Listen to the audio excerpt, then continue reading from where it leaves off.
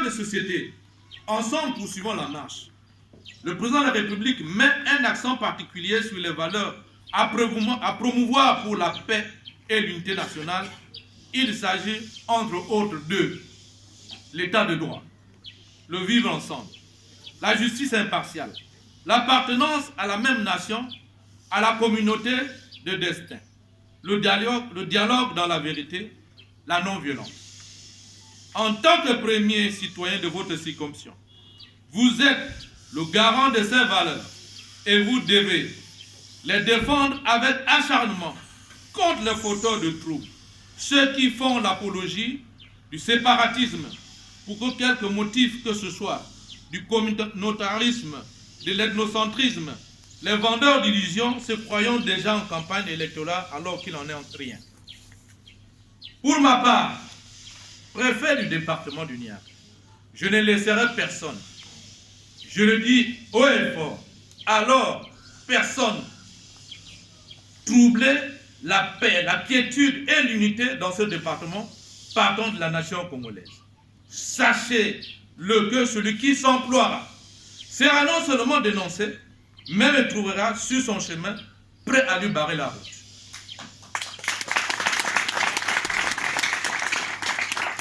Monsieur l'administrateur maire, je vous rappelle que dans le cadre de l'organisation administrative territoriale de notre pays, l'arrondissement est une entité administrative intermédiaire qui assure le relais de l'action gouvernementale. Il est placé sous l'autorité d'un maire d'arrondissement qui lui-même est placé sous l'autorité directe du maire de la commune, qu'il représente dans les strictes limites d'une circonscription administrative donnée, et à qui il a l'obligation de rendre compte sur tout ce qui se passe dans son arrondissement. À ce titre, il est le dépositaire de l'autorité de l'État dans son arrondissement. Pour ce faire, l'administrateur maire est tenu d'observer une loyauté stricte envers le gouvernement avec lequel il ne doit communiquer que par l'intermédiaire du maire de la commune. Il importe de relever que la loyauté suppose un attachement inconditionnel à la nation, autrement dit, aux institutions en place et à ceux qui incarnent l'autorité de l'État. En votre qualité de représentant de cette sacrée autorité de l'État dans votre arrondissement, vous retiendrez, monsieur l'administrateur maire, que vous avez autorité directe sur tous les services de l'État implantés dans votre circonscription administrative. De ce fait, vous exercez le pouvoir hiérarchique sur l'ensemble des agents de l'État en poste dans votre arrondissement, à l'exception des agents relevant du corps judiciaire et des forces armées congolaises. Monsieur l'administrateur maire, pour tout dire, vous noterez que dans l'exercice de vos fonctions, vous disposez d'un arsenal des textes juridiques dont le décret numéro 2003/20 du 6 février 2003 portant fonctionnement des circonscriptions administratives territoriales. Ce texte, qui doit être votre livre de chevet, détermine votre statut, fixe vos attributions et décrit vos relations avec les autres corps de l'État. À propos de vos attributions, je vous demande d'accorder un intérêt cardinal à l'exercice du pouvoir de police administrative.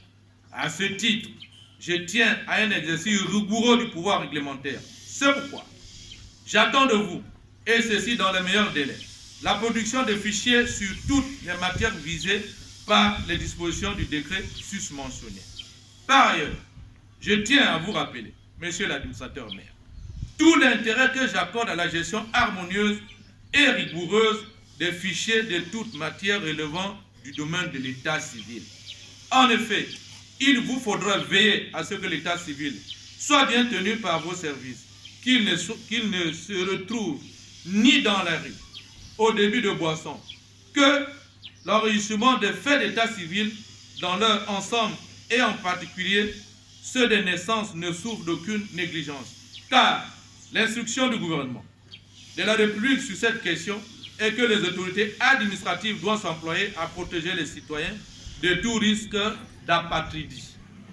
Et pour rendre légaux tous les actes administratifs soumis à votre signature, vous êtes tenu de prêter serment devant le tribunal de grande instance de Ndoulizi. En outre, Je ne saurais parler de vos attributions sans vous demander de développer le centre d'initiative pour organiser avec les chefs de quartier les opérations de salubrité, pour entretenir les différentes voies de circulation situées dans votre arrondissement. Car commander une entité administrative, c'est avoir la capacité de rechercher et de retrouver avec les ressources humaines disponibles les solutions locales nécessaires au bien-être des populations. Pour ce faire, il faut se garder de penser que les solutions à tous les problèmes de votre arrondissement dépendent exclusivement du gouvernement de la République ou de l'autorité communale. Monsieur l'administrateur maire, dans l'exercice de vos fonctions, vous êtes secondé par un secrétaire général nommé par arrêté du ministre de l'administration du territoire, de la décentralisation et du développement local. Ce dernier vous supplée dans vos tâches administratives, excepté la célébration de mariage et la signature des actes irrélatifs. Auprès de vous, il joue le rôle de conseiller administratif et juridique et reçoit de vous délégation de pouvoir et de signature de certaines matières telles que les faits d'état civil. Le secrétaire général et votre cabinet sont complémentaires. Ils constituent le pilier de votre administration. Des relations harmonieuses entre ces structures sont nécessaires pour la bonne marche de vos services. Il vous revient alors, en tant que première autorité administrative de l'arrondissement, d'établir un climat de confiance entre vous et le secrétaire général. En agissant ainsi, vous mettrez votre administration à l'abri des frustrations et des conflits de compétences inutiles. Monsieur l'administrateur maire, le dernier niveau de subdivision du territoire national est les villages ou les quartiers pour ce qui vous concerne.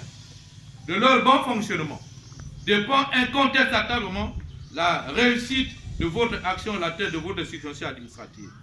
Je vous invite donc à avoir une mainmise totale sur les administrateurs pour vous assurer de leur accompagnement inconditionnel dans l'accomplissement de vos différentes missions.